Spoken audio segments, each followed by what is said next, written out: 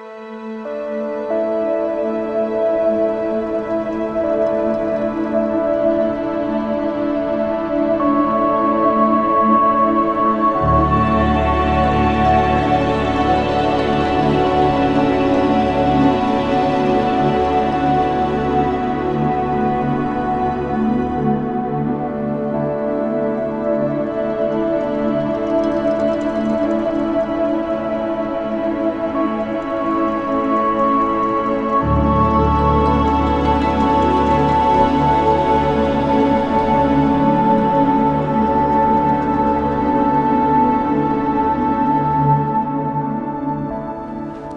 what can I say? Oh, we've returned actually to a place that I've been here a couple of times, and I did a vlog here probably may have been last summer. It's a place called Slieve Cliffs, and I'm gonna just move right behind me. Look at that. How cool is that? So Slieve is a set of cliffs that's on the west coast of Ireland. They're County Donegal, and they're the highest sea cliffs in Ireland. Now, conditions look pretty epic, I'm not going to lie. Really excited by this. Whenever I saw the forecast, it was given basically sunny spells, patchy cloud, and the sun is due to set over there, and there's a massive big gap in the horizon. So we've been down a good bit of the afternoon, just having a look around for a few different competitions and stuff, and it's just a waiting game now, to be honest. The reason for coming down at this time of the year is that when the sun's going to be setting, shooting back along the cliffs, the sun won't actually be in the shot. So what we're hoping for is side lighting coming from there right across and hitting all of this here, or at least that's the plan. That's what we're hoping for. And wow, what a view. It is just amazing. Now I've found my composition, and to be honest, it's quite a simple composition, because literally this is going to be obviously the main point of interest here. So all of this is, I'm trying to make, like, totally just fill the frame with it now. I'm shooting pretty much 17 mil, so I'm really wide, so I haven't put a polarizer on. Because what I find, whenever you're shooting that wide with the polarizer, sometimes you get a little bit of like an uneven polarization. So no polarizer. I've got a 6-stop ND filter on, which is giving me quite a nice slow shutter speed, and I've got I'm kind of changing between a 0.9 and a 1.2 ND grad. Now the clouds above here, just here, are starting to get really moody. They're really dark, so the grad is really helping just to bring out a lot more drama and a lot more mood. But what I'm doing is I'm having a little bit of a play with my ISO and my shutter speed. So I'm keeping the aperture the same, so it's staying f11, but I'm having a little bit of a play just to adjust my exposure time without having to change ND filters and that sort of stuff. So I'm getting a really nice effect on the clouds, shooting around about a second or a second and a half, because they're not streaking too much, because they're quite dramatic. But the look of the water, actually, personally, I think it suits something more like kind of 4 or 5 second exposure. So I'm just having a little bit of a play, just by adjusting my ISO and obviously adjusting my shutter speed to compensate for that. But yeah, game on if this thing lights up. This shot I've been looking for so long. And the last time we came here, as I say, I'll drop a link to the vlog that I did then. We couldn't even see this here. Like, we literally saw the bottom couple of feet of the cliffs. That was it. Nothing else. Complete disaster. Complete. Just a terrible day to be out shooting. Just one of those things. But tonight definitely looks. Yeah, it looks more promising.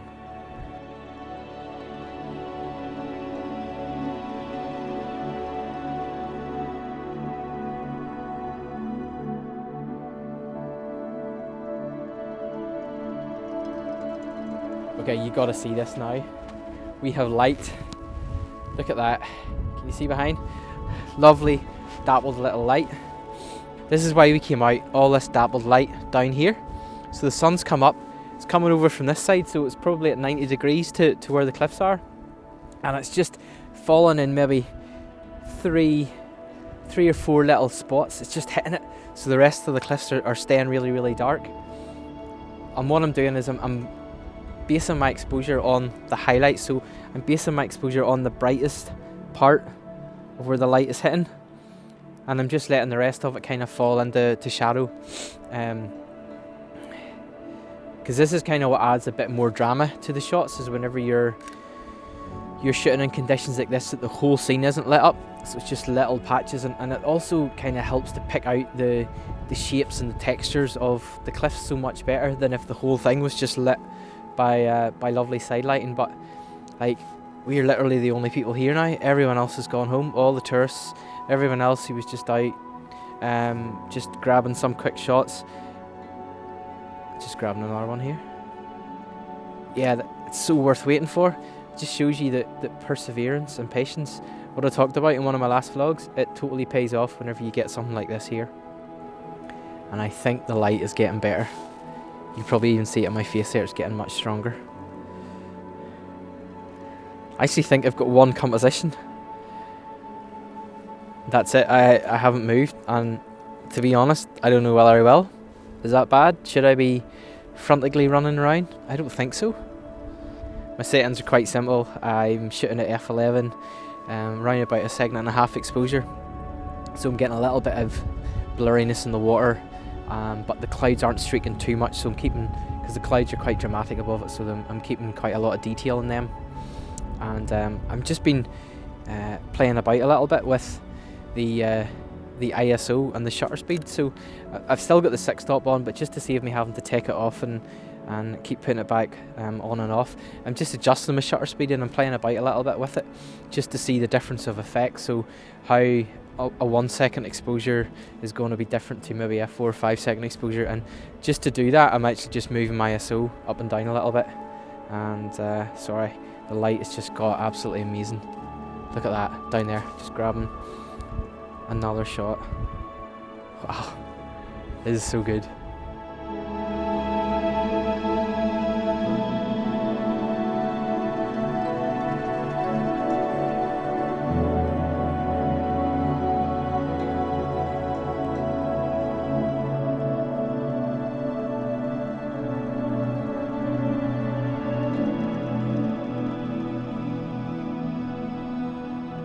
And we have light yet again, and I actually think it's even better than the first time.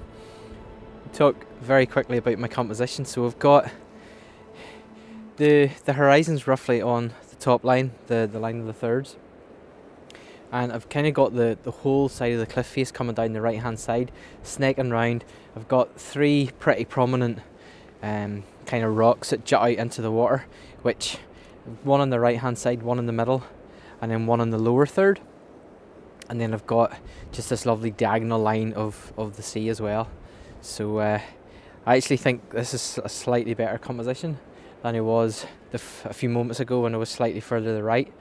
I just think the foreground elements are better spread out for this one. But look at that. How amazing is that light? I'm quite liking the longer exposure now, so I've kept the 6-stop on, and I'm getting 6 seconds f11, ISO 100, and this is the difference from earlier now. Most of this whole side is actually being lit up, so it's going to be a completely different shot to what we got earlier, but equally as nice.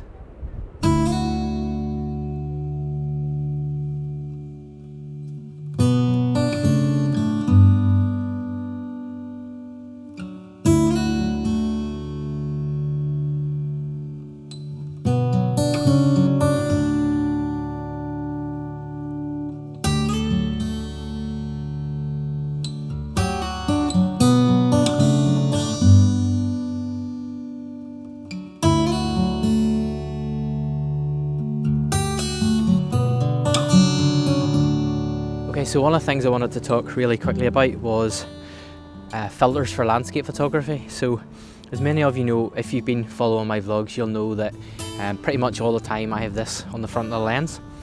So I use a brand called Format High Tech, which I'm very lucky to be an ambassador for. Now, at the moment I'm using their 100mm Firecrest system, so you've basically got the 100mm holder, and usually in it I'll have a mixture of these ND grads and also the solid ND filters. Now, the big thing with filters is I probably use 3 different types mostly. So I use a circular polarizer, I use a solid ND filter, which I have in the holder at the moment, and then I use an ND grad, which probably this would be the most beneficial for a landscape photographer. And what it does is it helps to balance your exposure between your sky and your foreground. So normally when you're out shooting, your sky is going to be much brighter than your foreground. So you have a choice, you either expose for your highlights or you expose for your shadows. But you're going to have to sacrifice something. With this here, this helps you try and get the exposure right in camera in one shot. So basically you can get all the detail in the shadow, and the grad, because it's darker at the top, it will help you retain detail in the sky. So I use a variety of these. Normally a 3-stop or a 4-stop would be the most common. And then in the solid ND filters, so they are, instead of being rectangular, they are actually square. So they're 100mm by 100mm. And this one is one of their 6-stop Firecrest filters. And I'm using, normally it or a 3-stop would be the 2 that I would use the most with that.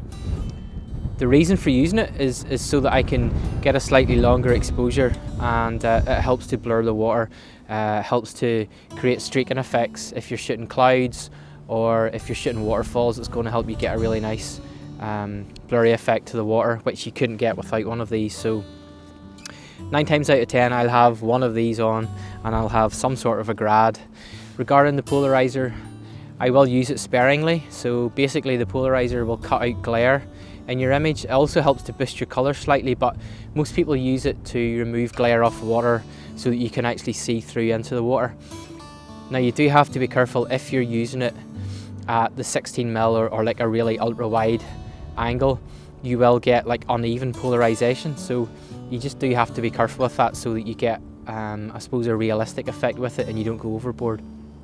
But yeah, basically those are the 3 most used filters that I would have in my bag. If you are interested in them, you can use a discount code, which I'm going to drop in the description below, and you can get 10% off the Format High Tech range if you use that. So hopefully you will find that helpful. And as I say, these kind of things are, in my opinion, one of the most essential tools that you can use as a landscape photographer, and I definitely wouldn't be going anywhere without them.